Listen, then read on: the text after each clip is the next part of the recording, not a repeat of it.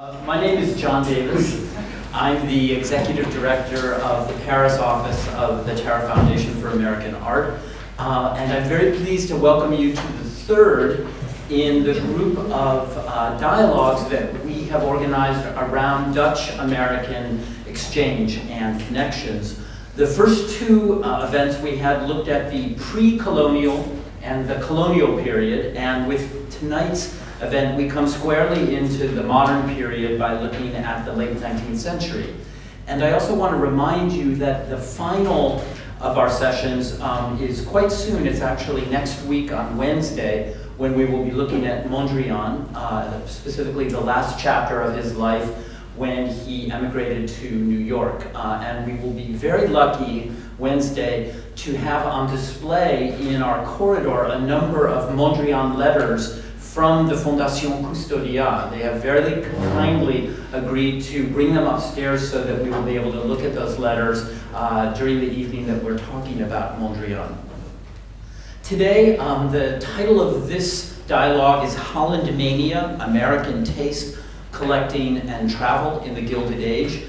The term the Gilded Age is known, I suspect, to many, if not most of you, but it was coined by the novelist Mark Twain in 1873 to describe the period after the Civil War, which he thought was covered in a veneer of guilt, a kind of showy exterior, but that underneath had unprecedented levels of political corruption, labor unrest, poverty, and also excess of wealth. And in some ways, it has come to stand for the entire late 19th century. We talk about the Gilded Age all the years leading up to 1900. Sometimes we call it the Victorian Age.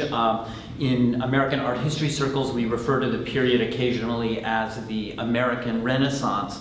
But it's a period, I think, that reminds us in many ways of our own period today. Certainly the way in which these newfound fortunes infused the art market with a kind of buying power that had not existed in the private art market up until the late 19th century does remind us, I think, of our present moment and the end of the 20th century. It's important to remember, and I think we'll be hearing today about art markets, that in New York, no real market existed for art in the early 19th century. It was not until the late 19th century that auctions were established in a major way, that dealers began to open their doors, and that what we think of as an art market was really created. The other thing that I think that is interesting about this period is if you look at American artists and critics, you see that they begin to talk about American art in a very different way in the late 19th century. Up until then, most writers on American art had been extremely interested in what is American about American art, trying to define what they would have called an American school. And by the late 19th century, when so many of the artists traveled in Europe, had studied in Europe, and then come home, they began to talk about a period where national schools no longer existed, a kind of pan-internationalism without national borders. And again, not unlike the era of globalism and internationalism that we are familiar with today. So tonight we're not looking at the globe, but rather a very kind of focused slice of this international interrelationship, the Dutch-American connection in the late 19th century. And we have two speakers who really are the acknowledged experts on Dutch-American exchange, although I think, as you'll see, they come at it from their different national traditions, from different questions that they are asking, and really will, I suspect, complement each other quite well. It's not my job to introduce them, rather I'm going to introduce our moderator. As many of you know, we've organized these 4 evenings as a way to pay homage to our new neighbors, the Fondation Custodia. And I'm very pleased for that reason that Cécile Teinturier, who is a curator at the Fondation Custodia, has agreed to be our moderator. She is an expert in Dutch and Flemish art of the Golden Age, has published articles, essays, and organized exhibitions around Dutch and Flemish art of that period, among which are several publications that look at artistic exchange between France, between the Netherlands, and between Italy. So I think she is a very appropriate expert for us to be considering those same issues of cultural exchange today. So I think I'll turn things over to Cécile.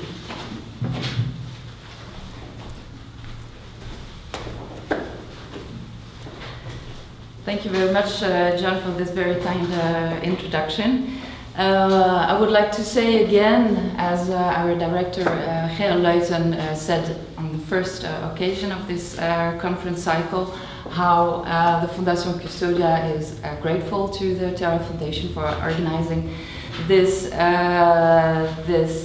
cycle to celebrate our collaboration. After our two first evenings, so now we are indeed concentrating on the American Gilded Age. Some of the questions that our speakers will discuss tonight are, for instance, what the connection is between the collection of Dutch art by Americans and the production of Dutch-inspired art by American painters in the Netherlands. This is one of the issues that Professor Annette Stott discussed in her book, Holland Mania, after which this evening is named. And parallel to the collecting of Dutch Old Master of the 17th century by Americans, these collectors also acquired eagerly paintings by the Dutch artists of their own time, and especially of the renowned School of The Hague. And I believe this is one of the questions that Chris Stolwijk will explain us tonight.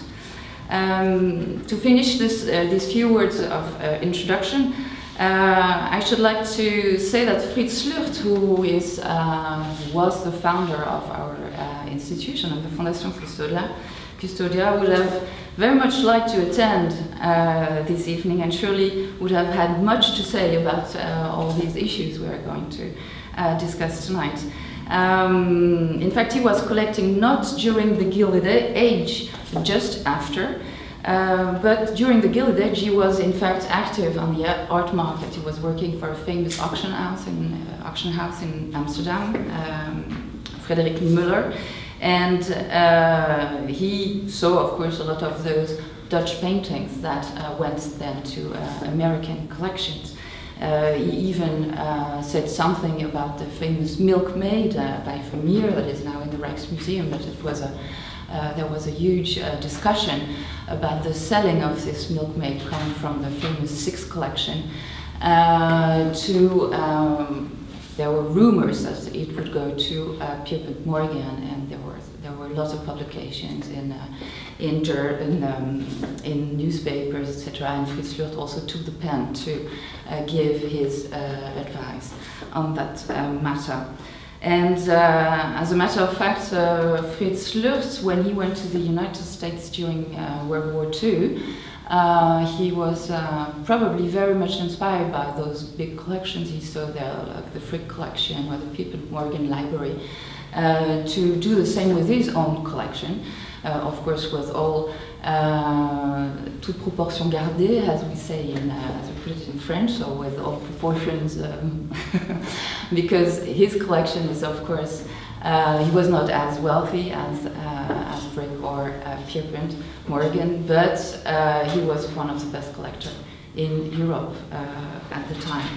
And last but not least, next to his love for the Golden Age, the Dutch Golden Age, the Flemish artists of the 17th century, he also collected, in fact, drawings and paintings by Maris, by Mauve, so Dutch painters of the late 19th century. So there are a lot of echoes, in fact, between our collection, Frits Slurt, and the topic of tonight. Now I would like to introduce Chris Stolwijk, who will be our first speaker tonight. Chris Stolwijk has been director of the RKD since 2012. The Arcadie, for the people who are not familiar with Dutch art, is the Netherlands Institute for Art History, and it's a great research institute where every specialist of Dutch art has to go and goes.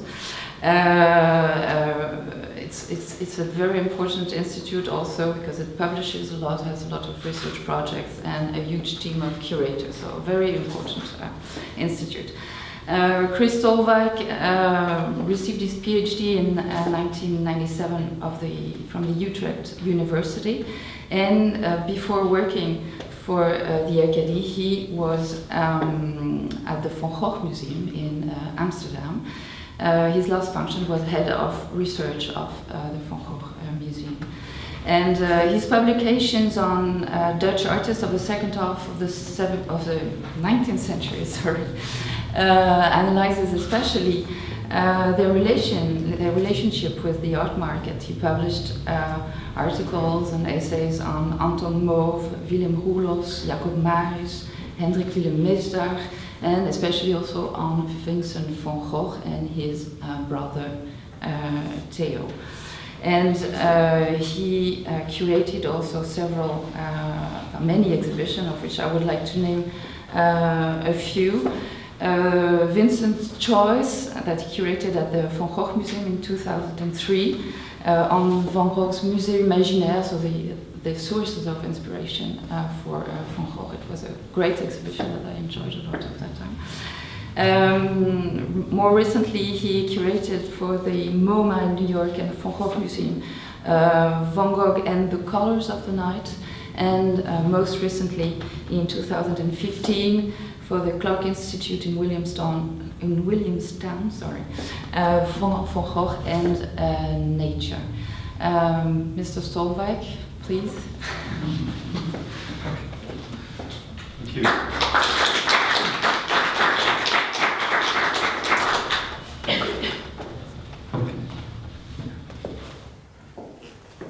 Good evening, ladies and gentlemen. I hope you can...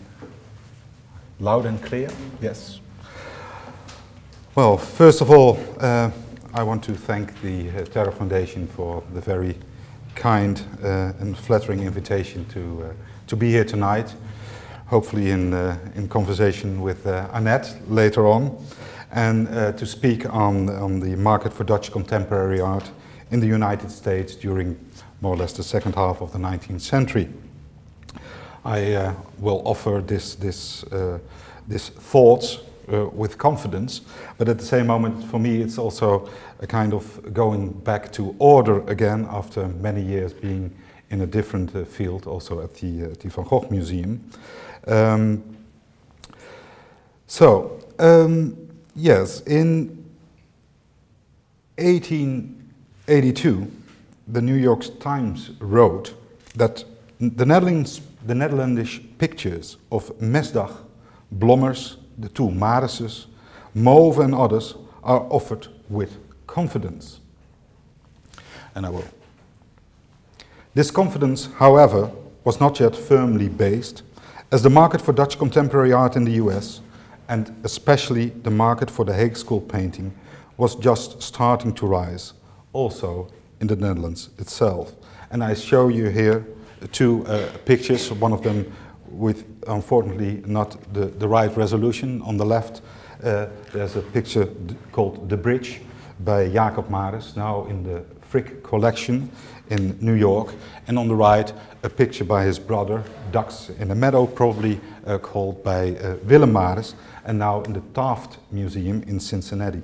And as a young PhD student, I was struck by the fact that going for the first time to the Frick collection, I found Marius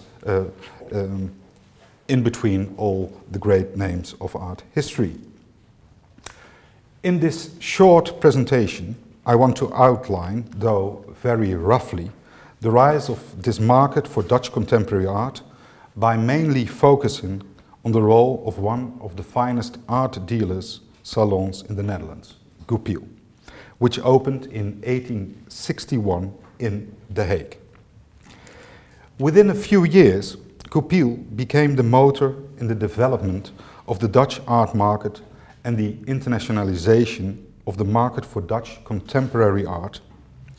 In the last quarter of the 19th century, Goupil was the main distributor of the works of the Hague School, masters such as Bernard Blommers, Jozef Israels, Jacob and Willem Maris, which you've seen here two examples, and Anton Mauve. According to the firm's flexible policy of tangible market adoption and the combination of the trade in different media, painting, drawing, prints, and illustrated books, Goupil, the branch of Goupil in The Hague, also successfully dealt in other contemporary art by both Dutch and foreign schools, especially French schools. After more than half a century of highly successful art dealing, Goupil was closed in 1917. The liquidation of the firm also marked the end of the booming market for Dutch contemporary art in the United States, especially of the Hague School painting. And within only a few years, the prices collapsed. Around 1900, works by Israels, Jacob and Willem Maris, and Mauve belonged to the highest peaks of the international market for contemporary art. But since the 1920s, these were auctions for much less than modest prices. Before focusing on the market for Dutch contemporary art in the United States, I want to turn our attention to the Dutch art market and the market for Dutch contemporary art. In the early 19th century, a flourishing market for contemporary art gradually re-emerged in the Netherlands. The Dutch art world developed from an essentially local structure into an international network, attending to the training of artists and the distribution of contemporary art with its branches reaching abroad. The reasons for this renewed appreciation for Dutch contemporary art are manifold, including economic factors as a favorable economic growth slowly set in. Art lovers of the higher and upper middle classes were again willing to spend more money on the acquisitions of Dutch contemporary art. Dutch art of the earlier centuries, especially of the Golden Age, always had that special interest of art lovers. But from the last quarter of the 18th century onwards, a new art purchasing public entered the Dutch art market. Influenced by enlightened and nationalistic ideas, they tried not only to direct the international attention to the history of Dutch art, but also to encourage the production of Dutch contemporary art in order to bring it to a higher level.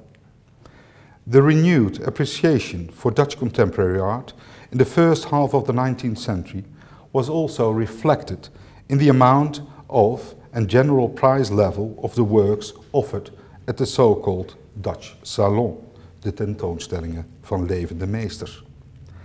As the market expanded and Dutch artists specialized in different styles and genres, the activities of art dealers, acting as intermediaries between artists and art buyers, became more important.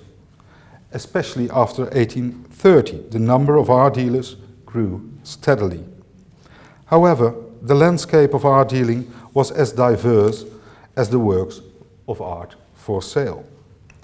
The market for contemporary art was neither monolithic nor static. It was a very diverse market where art dealers and artists of different status strived to sell their works to anonymous buyers. For a long time, there was also no clear division between the sales of contemporary art and old art, or the trading of works of art in different styles, genres and media, paintings, drawings and prints. Further specialization in the art dealing business was made around 1830 by the establishment of more or less professional art dealers' galleries. Here, the work of art, old and new, were offered along with artist necessities. In these galleries, contemporary art was handled mainly on a commission basis and more as commodities than as unique works of art. In the last 3 decades of the 19th century, dealing in contemporary art became a specialized and international, thus professional practice. Art dealers now act as entrepreneurs, who by using free market principles derived from the world of industry and commerce, largely invested in contemporary art in order to monopolize the market and to try to regulate supply and demand on an international scale. One of these entrepreneurial dealers was Goupil, in 1864 described as la plus considérable de l'Europe et par conséquent du monde. You will see here the premises of Goupil in the late 19th century at De Plaats in The Hague, on the right and on the left. Goupil's introduction on the Dutch art market is a good example of a highly profitable strategic alliance between the clever businessman Adolphe Goupil, the founder of Goupil, and Vincent Uncle Cent van Gogh, the uncle of the painter, an artist. In the late 1840s and 1850s, Goupil searched for new outlets for their booming art business. Thus, in 1841, a branch in London, specialized in the trade of prints, was founded, and in 1846, the employee Michael Nootler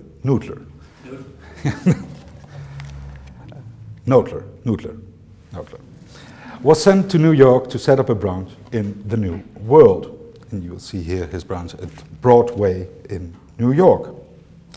The contacts with Van Gogh offered Goupil an opportunity to profit from the network the Dutch art dealer had built up, especially in the Netherlands.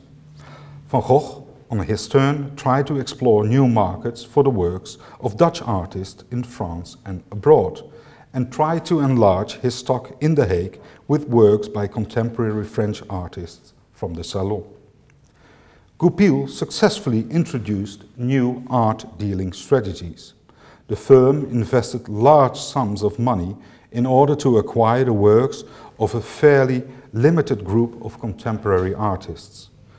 This more speculative business practice had since long used by Goupil in their print trade, but was now transferred to the market of modern contemporary painting. In order to fulfill the specific demands of the ever-expanding public, and in order to create a sufficient supply of modern works, Goupil contracted contemporary painters and artists who delivered their works directly from the studio for fixed prices. Between 1861 and 1900, the Goupil branch in The Hague bought from 41 Dutch painters more than 5 paintings directly, and Jacob Maris even sold all his works exclusively through Goupil's. And I've made this overview, works by Goupil directly bought from the artist in the last 3 decades of the 19th century, and you will see how Jacob Maris is at the top, but all the main The Hague School painters, they are there. Goupil acted as an investor in contemporary art and could make fast profits when the selected works from stock found a ready market within a fairly short period of time. In the case of popular painters such as Joseph Israels, Jacob and Willem Maris and Anton Mauve, profits could extend up to 30 to 40%.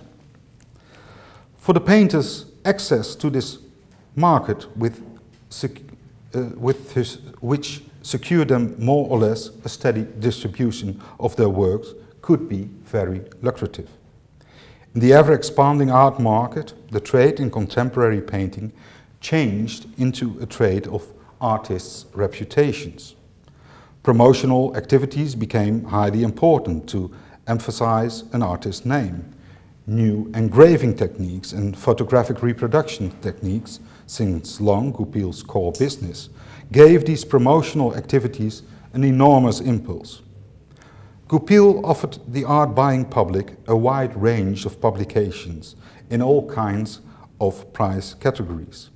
The countless reproductions and publications highly improved the visibility and therefore the marketability of art and artists. This visibility and marketability of the contemporary painter was further improved by exhibitions. Goupil combined these modern art dealing strategies with more traditional ones.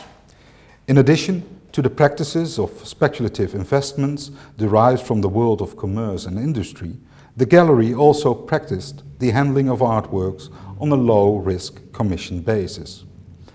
Over the years, public sales stayed an important distribution channel. It is estimated that Goupil sold around 10 to 50% of its stock by all kinds of auctions. Some works were directly sold through this distribution channel. In the 1830s to the 1860s, there was no such thing as a mass market for Dutch contemporary art in the United States. Most dealings were on an individual basis, and only a handful works by painters, such as Barend Cornelis Koekoek, could be found in a private collection. It was Goupil's impulse and its connection to Noodler that put the individual dealings on a complete different and higher level. Goupil's more speculative business practice, with a focus on the visibility and marketability of the contemporary Dutch painter, became successful. Goupil, however, also had to adapt to the American art market, which was for a long time still based on the handling of artworks on low commission basis. In the United States, public sales were a much more important distribution channel than in Europe. Up to the late 1870s and early 1880s, the attention of the American art lovers mainly focused on the 17th century and Dutch art of the Romantic school, which was then viewed as the higher of the Golden Age. At the same moment, contemporary French salon painting, including Bouguereau, Gérôme, and also the Dutchman Arie Scheffer, was popular to a limited group of American collectors. From the late 1870s, the attention gradually turned to modern French landscape painting by the painters of the Barbizon school and to the landscape and genre painting of the Hague school. Besides Goupil's direct contact with, for example, Noodler, the Universal Exhibition in Philadelphia in 1876 was of great importance in this respect.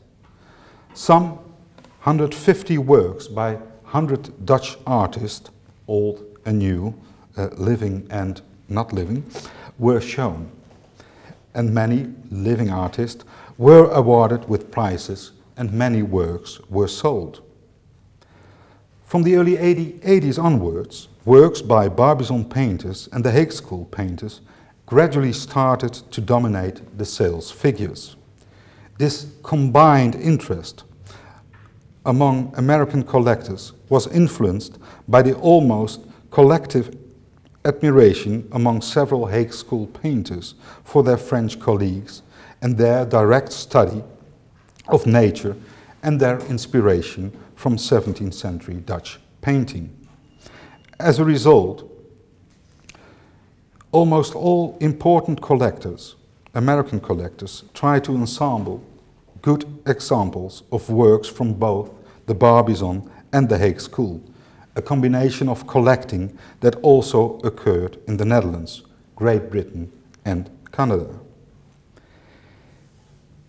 In 1875, the Dutch art critic Van Zanten-Kolff pointed out that the modern Dutch school, bij Blommers, Israels, the Maris brothers, Mauve and Mesdag, was the true hire of the famous 17th century Dutch school, which had dominated painting for so long. Inspired by their famous 17th century ancestors, the painters from the Hague School put a definitive end to Dutch Romanticism by introducing a more intimate and realistic view of nature based on direct study. In the last 2 decades of the century, the promotion of the Hague School painting lay almost completely in the hands of an international network of art dealers, with the Goupil Gallery in The Hague acting as the main distributor for those dealers, both foreign, Noodler, Wallace & Son, as Dutch, like Buffa, Preyer and Van Wisseling. Goupil's turnover now almost entirely dependent on this highly successful marketing of the Hague School painting. In these years, more than 25% of all sales went to American clients. And I've put up also this schedule for you, the sales of Dutch art to the Dutch and foreign art market. And you can see an enormous rise from to foreign art markets, of which at least 25% went to American clients. So from 1861, when Goupil opened in The Hague, up to 1900, it's a very steady growth of especially paintings by the Hague School. The question remains, why did American clients, or why were American clients so interested in buying contemporary Dutch art? And I'm confident that Annette will reflect on that much deeper than I will do now. But in general, I think there are several intertwined drives that can be discussed and have to be researched much deeper. First of all, there is a point of what I will call nostalgia. Dutch immigrants bought Dutch works remembering their homeland, their fatherland, and especially the Hague School paintings, the landscape paintings of the Hague School, reassured this Dutchness of Dutch art.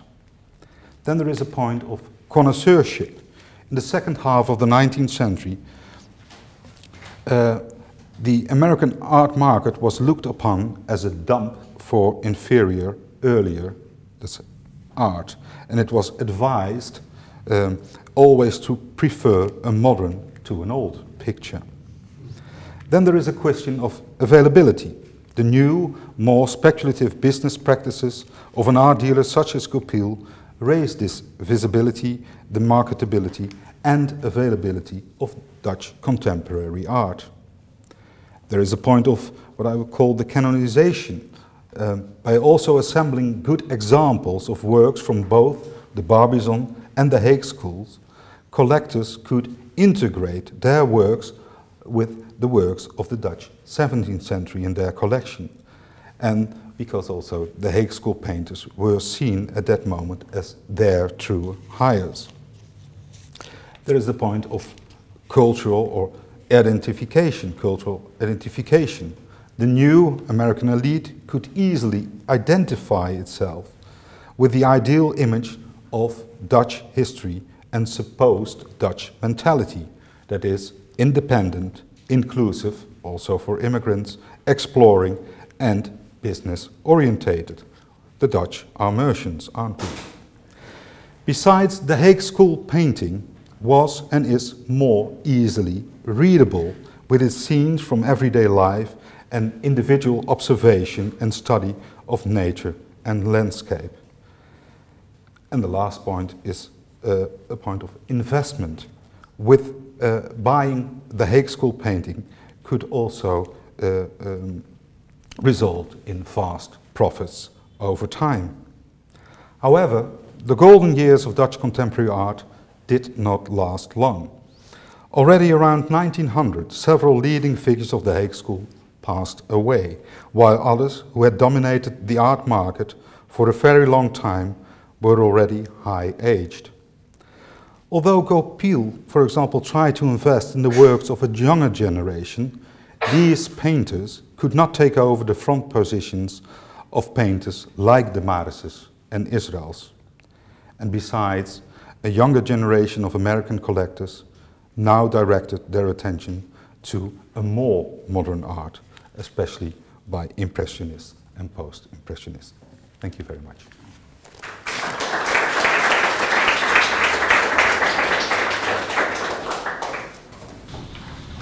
Thank you very much, Mr. Stolwijk, for this fascinating account of the contemporary art of the 19th century and its trade in the United States. I would like now to introduce our second speaker, Professor Annette Stott. Professor Stott is now director of the School of Art and Art History of the University of Denver, and she is also associate professor of the Department of Art History and Women's Studies of the University of Denver. She received her PhD in art history from the Boston University, and she spent a year with a Fulbright research at the RKD in The Hague before working for the University of Denver. Professor Stott wrote numerous articles and essays about Dutch and American visual culture, and some of her research topics are the American painters in the Netherlands in the 19th century, and also the taste for and influence of Dutch art and culture in the United States during the Gilded Age.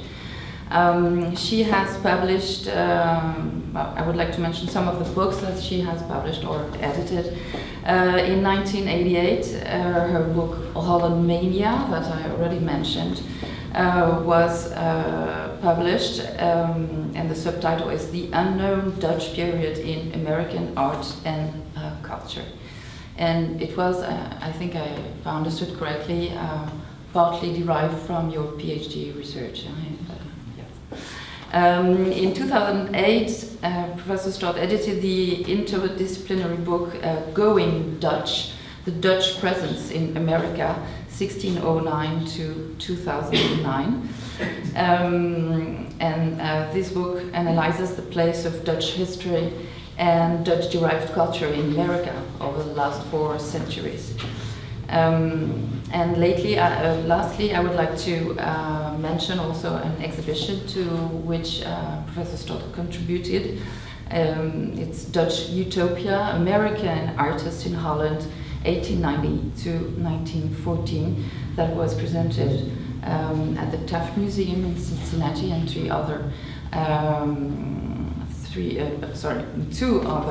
venues in United States museums, but also in the Singer-Laren Museum in the Netherlands. And in this exhibition catalogue, Professor Stott wrote a chapter on the Egmont School of American Impressionism. I hope I haven't forgotten anything, and please. Thank you.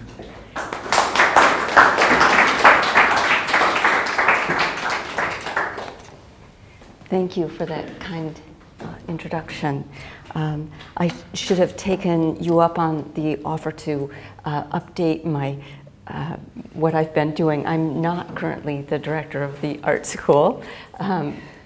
These things turn over. I'm very thankful to have finished my 9 years as director and have moved on now working with a PhD program that's a joint program between the University of Denver and Iliff School of Theology.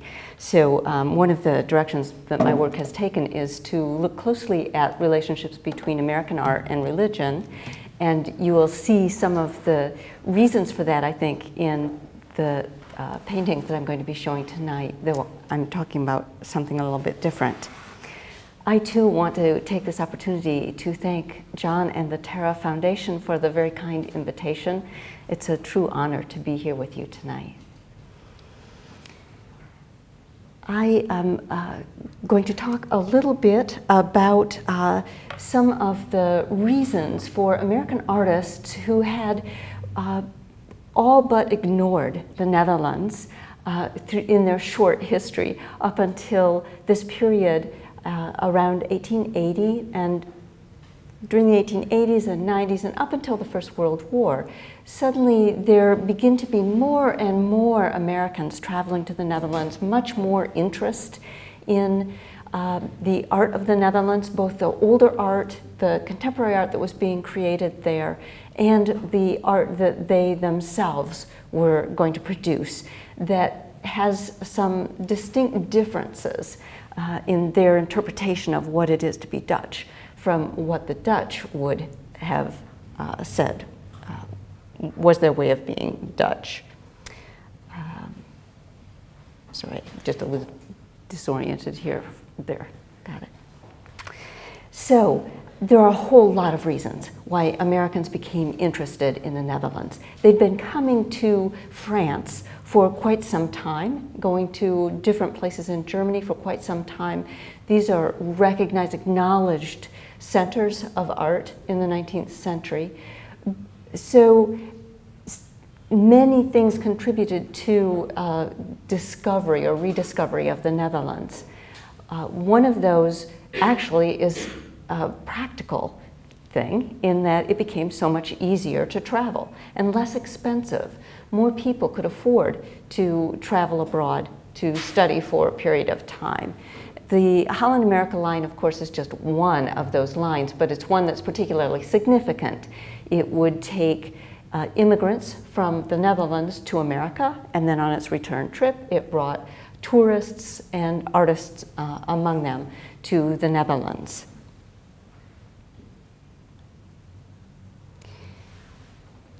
In this period of growing interest, one of the early artists who helped to popularize the Netherlands as a place to go to make art for Americans was George Henry Boten.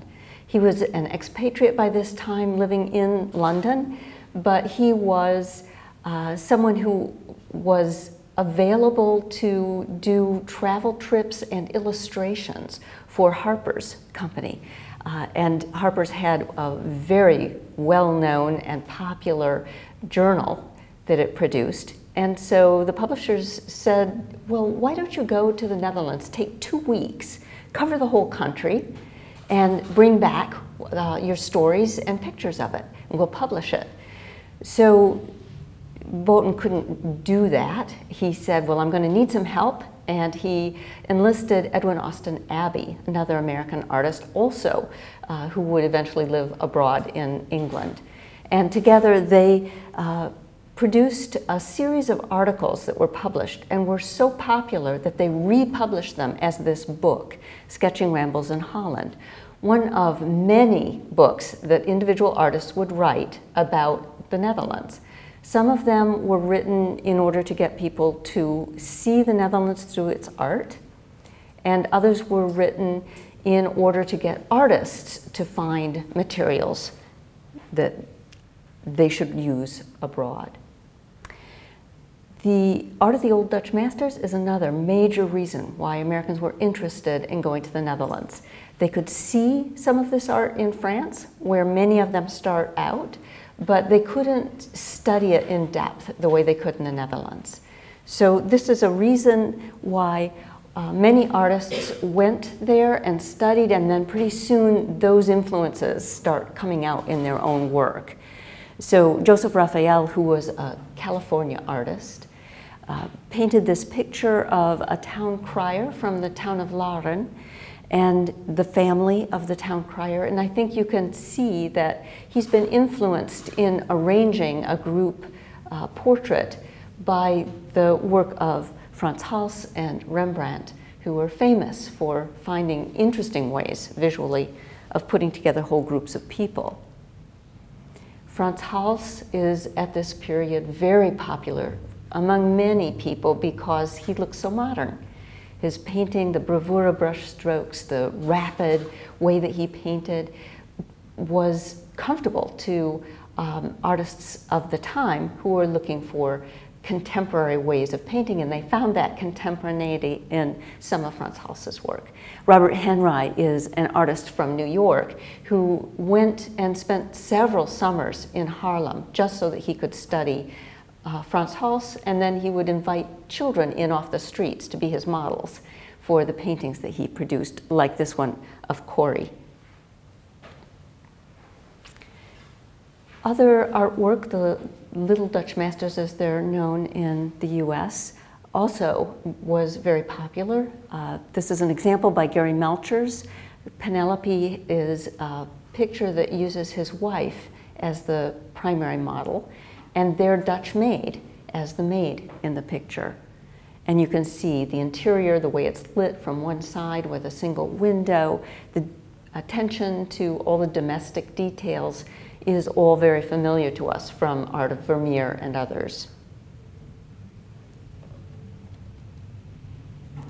Edward Bok was born in the Netherlands. He immigrated as a little boy with his family, and his is a story written by himself of rags to riches success.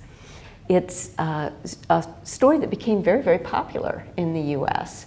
And his success was in the form of becoming a well-respected publisher, and he wrote his autobiography, but here he's shown in the offices of the Ladies' Home Journal, which was a journal he edited, was a family kind of weekly journal that was very, very popular.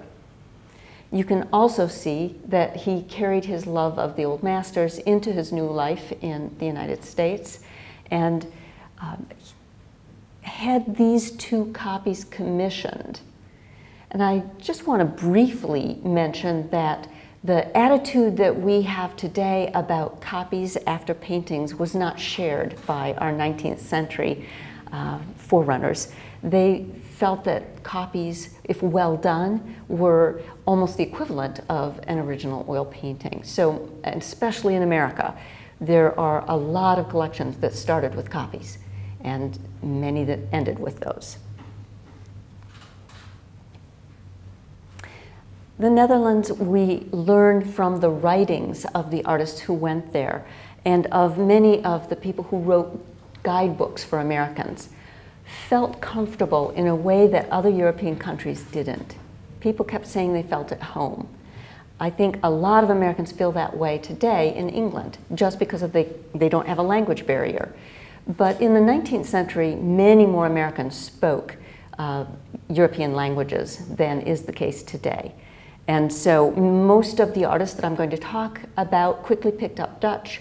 They all started out speaking French, and many of them German as well, or one or the other. So for them, it was a matter of comfort in other ways. Some of the things that they remark upon are the ways in which the history of the Netherlands paralleled, they thought, the history of America.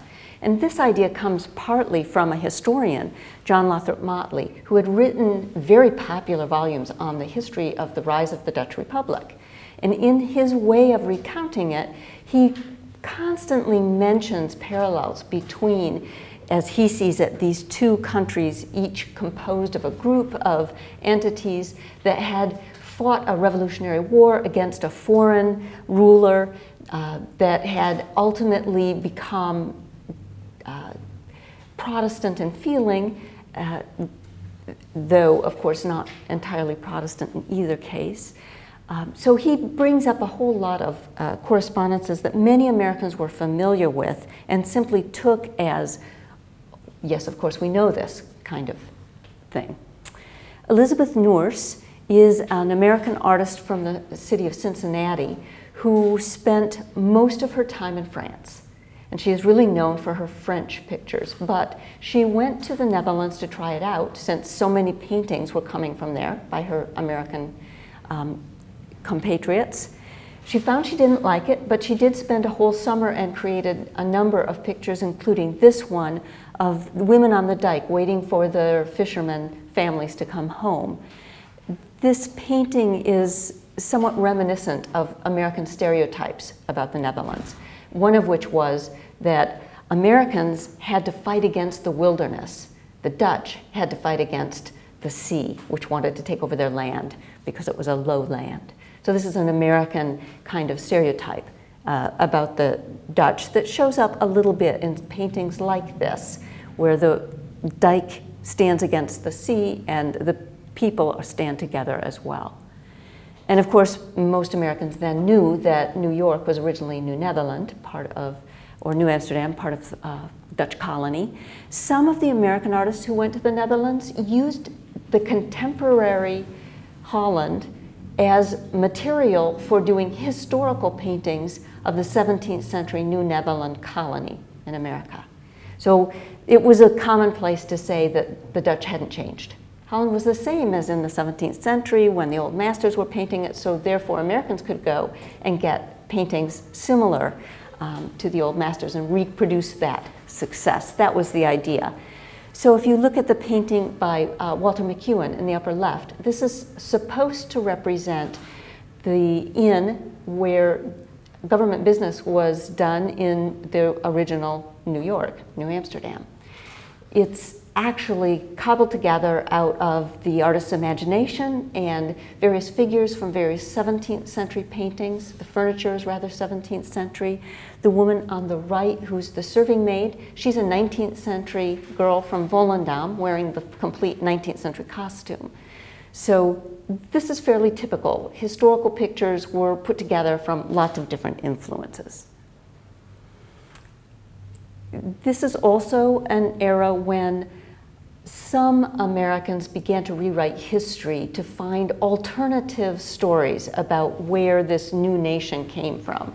And one of those alternatives was that the Dutch influenced the creation of American institutions in a variety of ways. These are just two of the people who wrote these kinds of things. Campbell was a lawyer, and he wrote in a very scholarly way.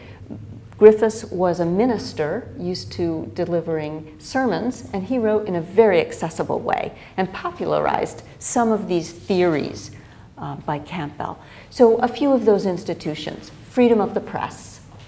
This painting, which belongs to the Terra, was for a long time described as a printing press in a New England village. But it's not. Once we recovered its original title, it's clear that it was painted, and in fact the whole painting is described in newspapers right after the summer that that Ulrich painted it and came back. So we know when it was painted and that it was done in Haarlem. And there was a sense among Americans that freedom of the press was a Dutch notion, and they had all kinds of historical arguments for why. A number of American artists painted specifically Protestant rituals in Dutch churches and emphasized it in writing about their pictures. So the Communion is a good example of that. This is by Gary Melchers in Egmont. The Protestant work ethic shows up over and over in paintings of Dutch workers. Agricultural basis is another thing that became very popular among the artists and those who bought their pictures. Family values, another quality that Americans thought was a shared national character between the Dutch and Americans. The Hague School, which we've been hearing about, of course, was also attractive to Americans. This was a moment when internationally it was becoming much better known. And so American painters often met Dutch artists in France, but ended up coming to know them in the smaller villages in the summers in the Netherlands. George Hitchcock studied with Mesdag. Most American artists did not study with artists in the Netherlands. And he was influenced by other artists like Gabriel. Emma Lampert is one of many, many artists from America who did figure paintings or costume pictures, as they're sometimes called. And Blommers was a very, very popular artist in America. Colonies, as I'm using loosely, really these are art villages, places where there were already a group of artists, sometimes international, sometimes not, but the Americans looked for places where there were other Americans, especially if they were not fluent yet. And in red, you can see a few of the places where Americans gravitated. They didn't go to the big cities for the most part. They were looking for the 17th century, and that was found a little better out in the countryside. So Egmont on the coast, Volendam, which is a very international colony, Laren for those who were interested in peasant pictures, Katwijk for marine painters, Nunspeet, and Rijsoord. And let me just show you one slide for each so you get a little sense of the flavor of each of these places. Moeder en Dochter, Het Gehele Leven is by Marcia Oakes Woodbury from New England. From the Midwest, we have an artist painting the sheep who are famous in Laren. And then William Henry Howe was a famous cattle painter among Americans. The photograph in the upper right is by Alfred Stieglitz, one of the most famous American photographers. William Henry Norton did A Moment's Rest, seeing people waiting before they pull the ship out into the water. And Americans talked about this picture a lot. What they liked about it was the slow pace of life, they thought, in comparison with American life, which was becoming extremely urban and very technological. Volendam, an international colony. These are just a few examples by Elizabeth Nourse in the upper left of children in church, May Post of a fisherman with his son, and Walter McEwen, the ghost story. Egmont eventually became best known for paintings of flowers, but it's really George Hitchcock who started that trend. He had great success with his painting Tulip Culture at the Paris Salon, and from then on, he and lots of others painted these kinds of pictures. And Rijsort was really a town for students. A lot of American art teachers took whole classes there. So when all this art comes back, and the market for it was primarily in the United States, although the most successful artists, Gary Melchers, George Hitchcock, Walter McEwen, Elizabeth Nourse, also sold their work from salons in Paris, major exhibitions in Berlin and Munich and in London, and so quite a bit of their paintings stayed in Europe. But the big market for American paintings of the Netherlands was in America. That plus the old master market, plus the market for contemporary Dutch, and the interest in the Netherlands as a kind of parallel with the US, produced an interest, a mania for things Dutch that was a fad that lasted for only a short time, as you can imagine. Antiques, whole houses were redecorated in Dutch style. One would never find this in the Netherlands, but this is an American view. You have to have Dutch blue and white tiles around your fireplace. If you have a little Frans Hals above the fireplace, that's good. And it is an original black and white photograph from a magazine, but it describes the walls as being blue denim painted with white designs. A lot of Dutch immigrants settled in Michigan, and that became a furniture-making center. And so this Limburt's Holland Dutch arts is a reference to Holland, Michigan, the name of the town where the Limbert manufactory was. And this is their Flanders, Dutch, Flemish, all gets mixed together. A couple of styles of architecture were very popular. The one on the upper left is called Dutch Colonial in America. The one on the lower right is the Dutch Renaissance, supposedly. And all kinds of products could be sold because people loved the old masters and they loved anything Dutch.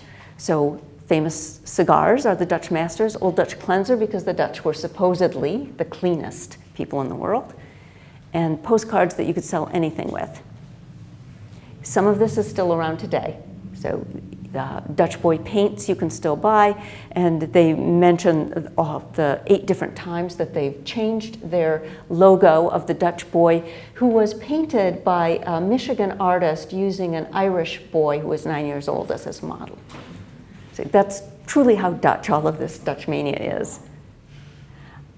Even to the extent that in a few towns where the Dutch theme was so popular, young girls who were in society and had coming out parties would dress up in Dutch costumes. This is an example of 2 girls having their coming out in an artist studio that he had made over to look like a Dutch room so he could keep painting his Dutch scenes while he was in the US. Children's books, there's tons of them that have all the stereotypes about the Netherlands, but Hans Brinker is certainly the most famous. And postcards are just sort of my ending to say that this spread and was very, very popular, not terribly authentic from a Dutch point of view, but the American version of the Dutch. Thank you.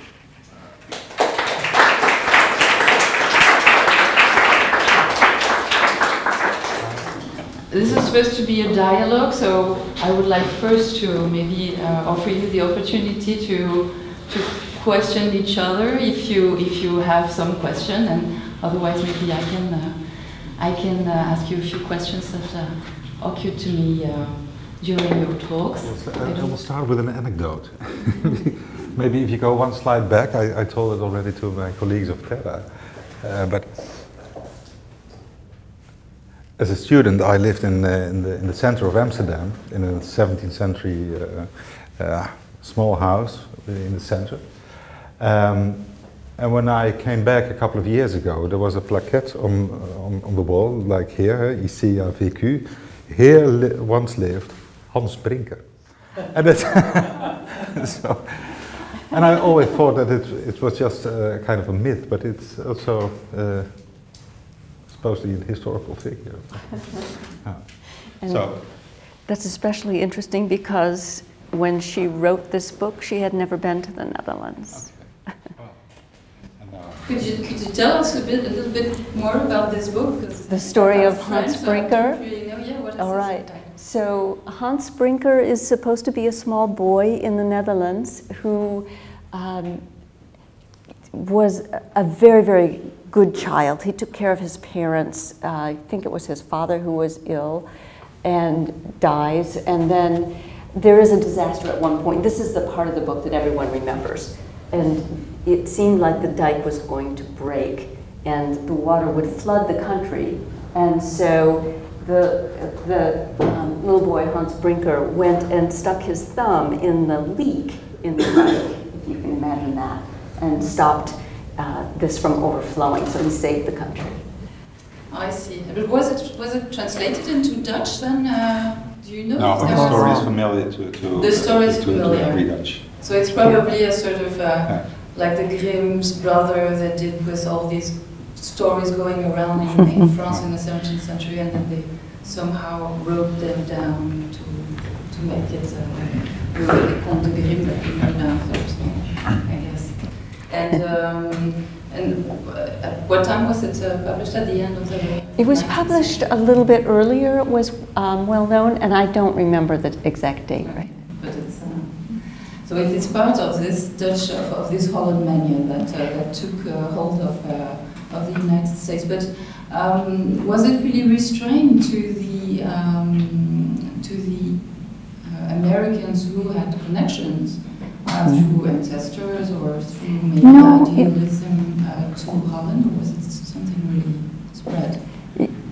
It surprisingly was not just the people with Dutch heritage. Really, you see this being picked up by all kinds of people. William Elliot Griffiths was not Dutch and didn't have that background.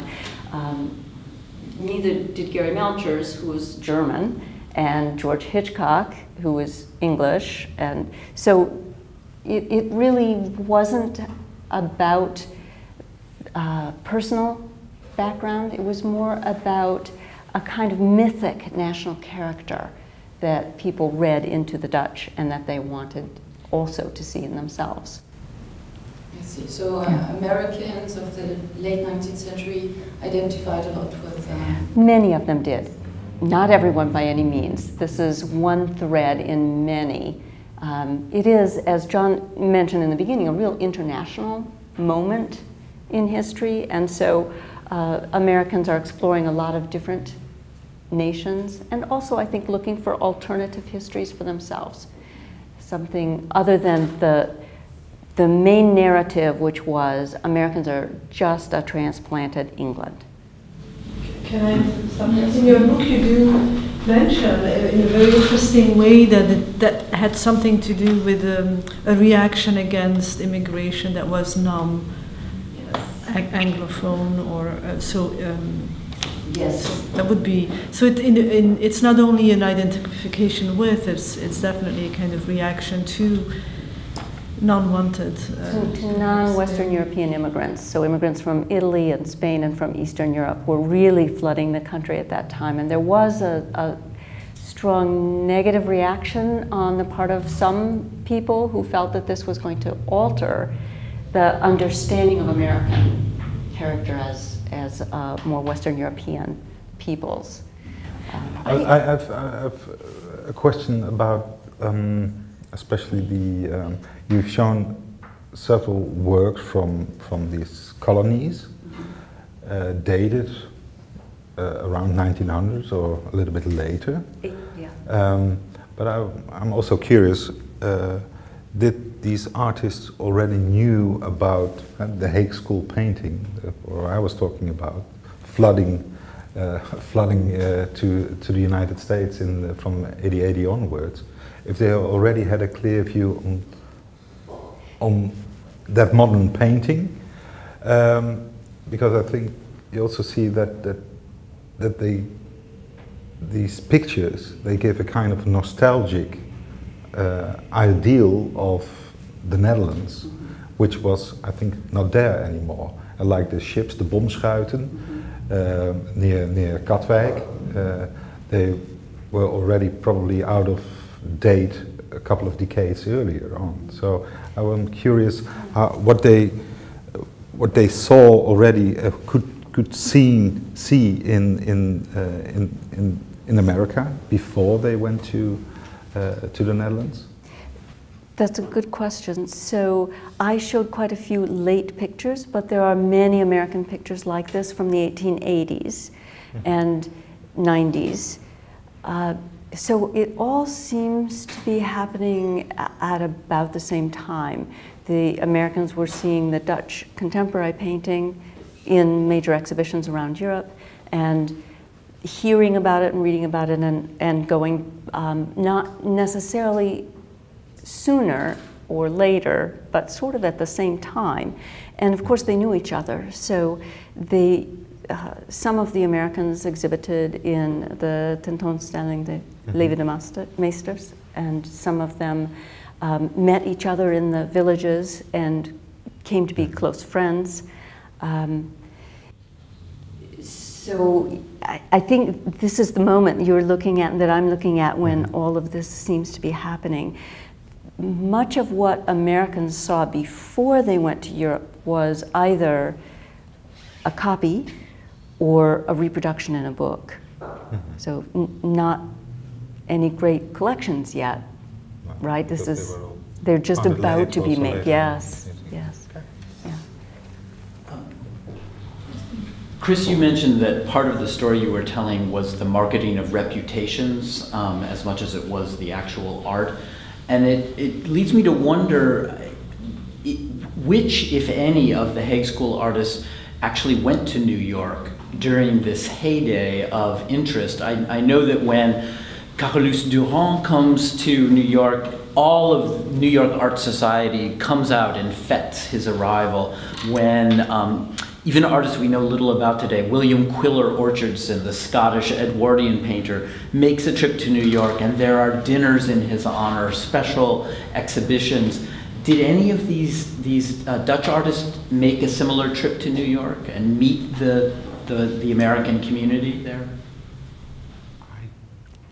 Maybe I know Blomers came, and he was feted greatly, but that was because he got a commission to paint, I think, the Carnegies in Pittsburgh. And so the American artists who already knew him from having been abroad helped to develop for him an itinerary and to get the interest going.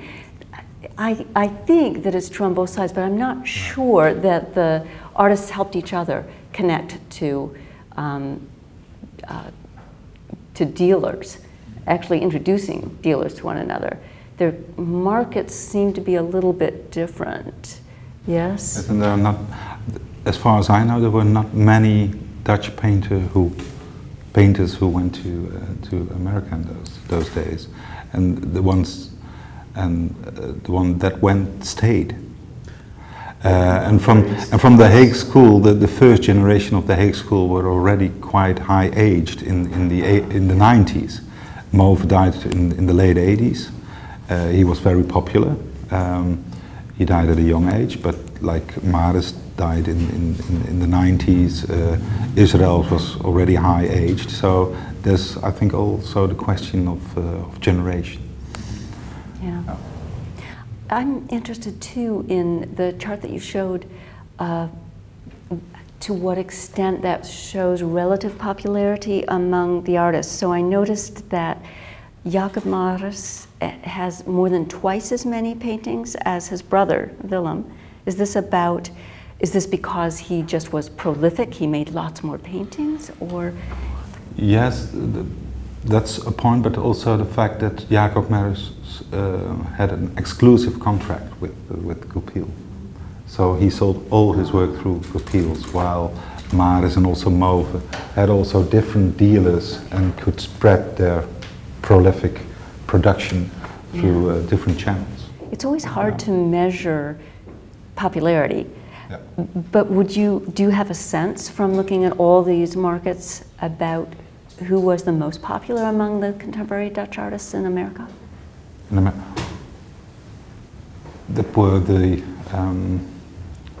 That was Mauve in the Maris Brothers and Blommers. Okay. Yeah, Mesdag was not that popular. Yeah. And Israel's only became popular at the end of his life, while he was introduced more or less as the first Hague School painter already in the 50s and 60s. But I think the Maris Brothers and Mauve and Blommers, they are the high end. And would they also have been high-end in the Netherlands, Yes, or not? yes, Okay. With Blommers on a different level than the Maris Brothers and Mauve and Mesdag. Mesdag was very popular too here. Wow. Or here, there, in the Netherlands. Yeah.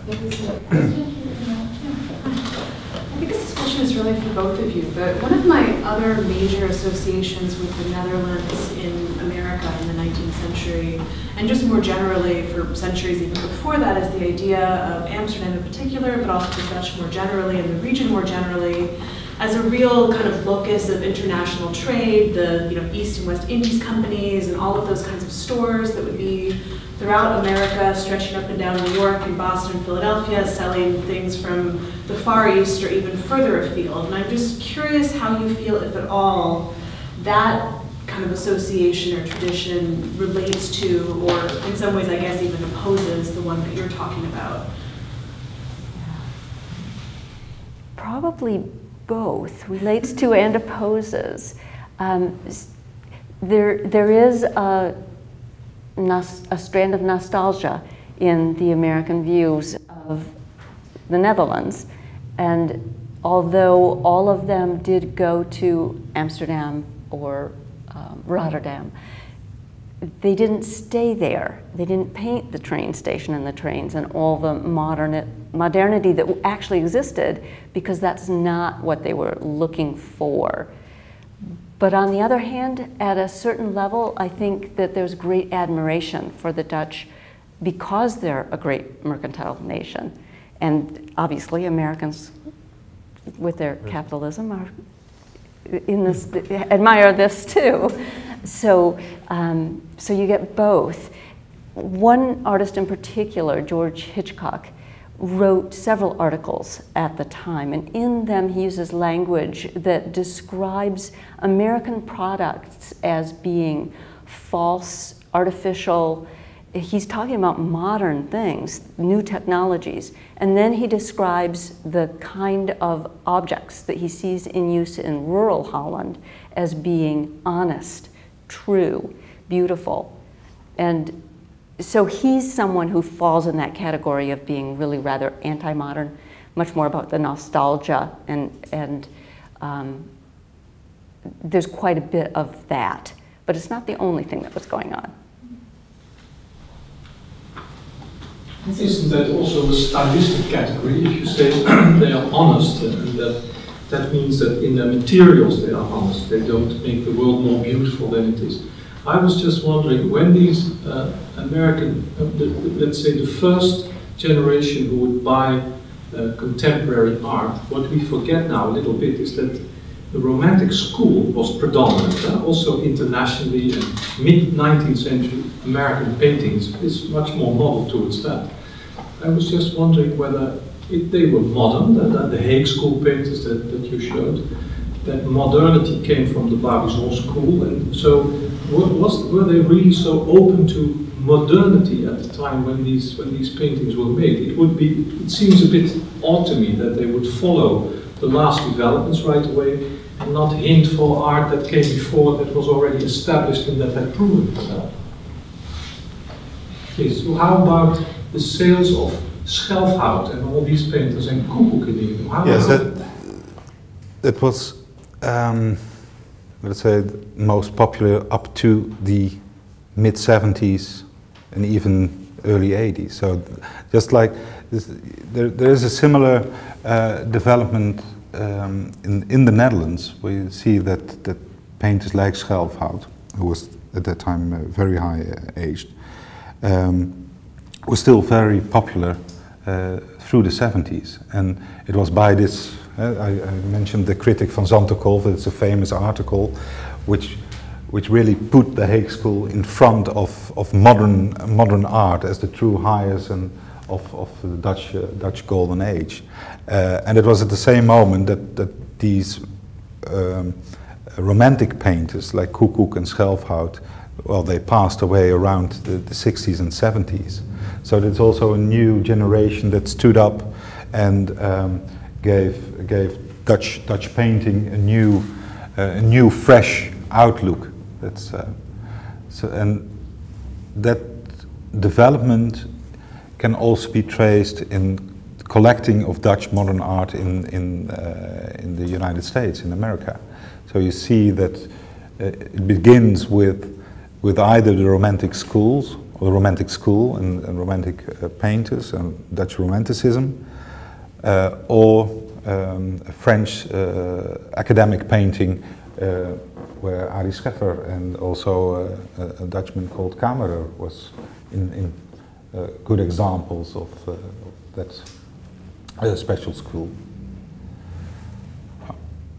I have a thought about your question, Claire, that I think you can never underestimate how strong anti-modernism was in the United States at this moment. And it wasn't just Dutch. There was the interest in German medievalism, in the arts and crafts movement. And I think, if you remember that Durand Ruel comes to New York in 1886 and has a huge show of Impressionism that really did upset the apple cart in New York, I think that the Hague School, in contrast, doesn't seem so modern, and in fact seems much more traditional. And American artists began exhibiting with Seurat in the late 80s, in Belgium, in France, and was aware of it. And I think that I doubt these artists would have been thought of as modern. I think quite the contrary. But what struck me with the images that you showed, that the Americans, they are much more descriptive, they have much more detail, they follow a sort of ideal about the Netherlands, but in painting technique, apart from the two mills, the Gabriel and the Hitchcock, I think, there you see something of the touch as well. But many of these painters painted still, they came from another angle. So it seems to me that there's a certain tension between the way of presenting the subject and doing it coarsely and with big brushstrokes, like suggestive, and then the response is towards the world that is evoked, but the painting stays a little bit old-fashioned in my views. But I don't know these paintings in originals very well, but it seems to be. The critics at the time, the kinds of things that they described as being modern and really new and forward-thinking had to do more with color and color combinations that were, well, it again is perhaps hard when I look at the originals even to know for sure if it's what I am seeing is what they were seeing back then. But some of the colors are very garish, really not something that you would expect to see together. And so that seems to have been celebrated at the time as a new way of looking and thinking about those subjects. Yeah. And to go back to the collectors, in fact, of these contemporary modern Dutch artists in America, do you have any idea of the profile of the the American collectors of these paintings? Were they also collectors of old masters of the Golden Age? Because you showed at the beginning of your presentation a painting by Maris, I believe, if I remember correctly, that was owned by Frick, and so. Yeah, obviously, he was interested in modern Dutch art. But were the other great collectors of Golden Age painting also buyers of? Although I do not have a very precise view on that yet. before researching the Noodler archives later this year. But my impression is that especially the big collectors, they collected both the old, the golden age, Dutch 17th century, the old masters, in combination with Barbizon and the Hague School painters. So you see in these collections like the Frick, but also with Vanderbilt or Walters, or in Toledo, in Taft is a good example of the Taft Museum in Cincinnati, collected by President Taft, where you see this combination of either the Hague School modern painting with the 17th century Dutch schools. Because Walters was very old-fashioned in his choices in the 19th century, and many paintings that he collected were really a bit slick and not Hague School at all, I would say. So perhaps that was also very varied at the time already.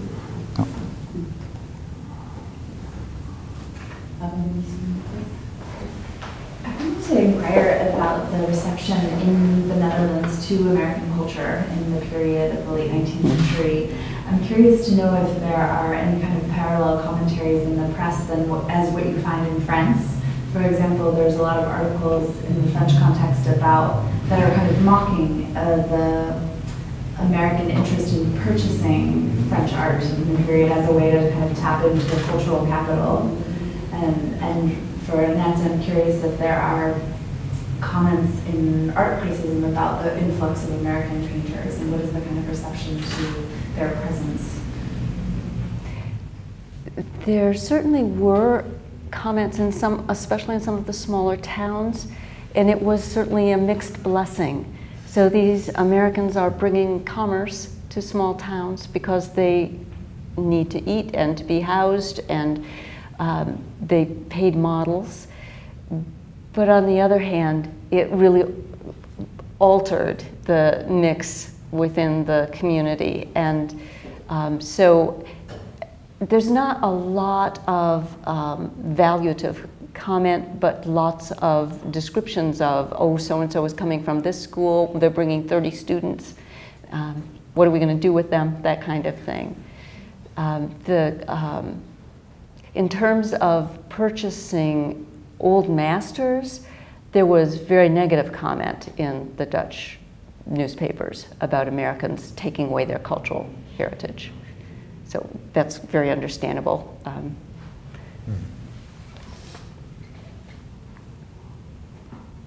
some other questions in the audience? No? I find so many similarities with what's happening in France and the Giverny context that we knew so well, and we had our museum in Giverny. So I'm wondering how, I mean, are we think, or is this, there is this kind of general phenomenon of a certain internationalization and a return to an image of Europe because they sell for, they make painting for a market. But at the same time, there is this play with national stereotypes, and so the cosmopolitan veneer that's put over all of that. It's really interesting to see the dynamics of it all. And I wonder whether those artists, I think they were very good businessmen, probably, as they were in Munich. So they probably move from one to the other. They spend some time in Paris, and they go to a colony in Holland, they go to a colony in America, they come back. There's it's I find it very sophisticated and business model that you're discussing, maybe more than this kind of nostalgic, kind of looking for a lost, not a lost kind of simplicity of life. So it's a bit double. You're right. There's kind of two different models. There's the Gary Melchers model. He was extremely sophisticated and an excellent businessman, and he came from a middle-class background and really made a fortune as an artist at this time. But he did know how to do it. He eventually bought a home in Holland, but he also had a studio in Germany. He had a studio in the US in New York, though he was from Detroit. And he traveled to all of the major international exhibitions every year. So he had a circuit that he went on. He exhibited in as many as he could get his work into. He was constantly traveling, lecturing, and when he wasn't, he was making the art. So that's one model. The other is an artist like John Reddick from Cincinnati, who is not as good of an artist and not as good of a businessman, but who had a major place. We would say he was a big fish in a small pond. He was a major artist for his small city, well known, sold a lot, and kept wonderful records of everything he sold and to whom. So it's easy to go back and track that he was selling from his home very often, and everybody there knew. He'll be back at this date because the newspaper would announce it, and the opening will be at this date, and you'll be able to buy these kinds of pictures. And then he did the same thing in New York. So he would spend 2 weeks in New York, sell from a gallery there, then he'd go home with the rest of it and sell that. And then he'd go back the next year. Every year, back and forth between the Netherlands and America. So yeah, it is definitely the successful one's a business model. May I also reflect a little bit further on that? That we see this idealization of the Netherlands, where in the picture the sun is always shining. Well, in reality it's different. Well, the cows are well fed, etc., etc. Are there examples of American painters who had a more, I must say, more realistic or even socialistic view on the Netherlands, where poverty and labor and the proletariat was depicted, or is it mainly this ideal image of a Holland that was not there anymore? There definitely were images of the poverty, and yet I think that Americans also romanticized that and saw it as, oh, this is so much better than the slums that we have in our cities where all these immigrants are coming and congregating, and wouldn't it be better to be out in the fresh air in the small village, so you aren't able to make any money, so you have to work 12 hours a day. It's healthy. You know, so that kind of a romanticized view. It's also an era of reform, and so some people would say that the Dutch were a prescription for some of the ills of America. But socialistic, I'm not so sure I would go that far. Some other comments or questions in the audience? No? I was just wondering, maybe last question, that I was fascinated by what you said about this Cincinnati artist who went each year back and forth on the Atlantic. And did all these artists that you mentioned, or most of them did that, or worked for a shorter time in the Netherlands and came back then to America with a stock of paintings that they would sell on the American market? What was the pattern?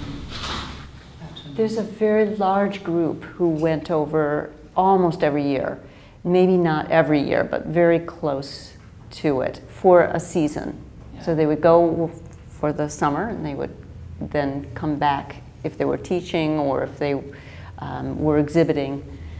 Because in fact, one of the characteristics of their art was the true-to-life quality, and they were supposed to really be there to see. Because I think of the Italian painters, of Dutch Italian painters in the Netherlands. They went to Italy, maybe some of them, not all of them. Bergson is believed not to have been ever to Italy, and then they would you know, take from their stock of drawings their whole life long and produce all these paintings of their career long when they were back in the Netherlands. But of course, Dutch realism of the 17th century is a schijnrealism, as our Dutch colleagues put it. So it's a sort of manipulated reality. I imagine that the American painters of the late 19th century, just like Impressionists or Barbizon, they were supposed to really produce something that was true to life and something that they were really had witnessed, or is it? So they do try to do that, but then, as with anything, if it becomes popular, then people want to reap the benefits of that popularity and would paint the pictures. So there are photographs of American artist studios where models are dressed up in Dutch costumes so that the artist is making the Dutch picture anywhere in America. So you get both. Thank you very much. I think we have Yes. now some We do. that is I waiting want for to us. say thank you so much to Cécile and especially to Chris and Annette. And we ask you to join us in the hall for a glass and we can continue conversation.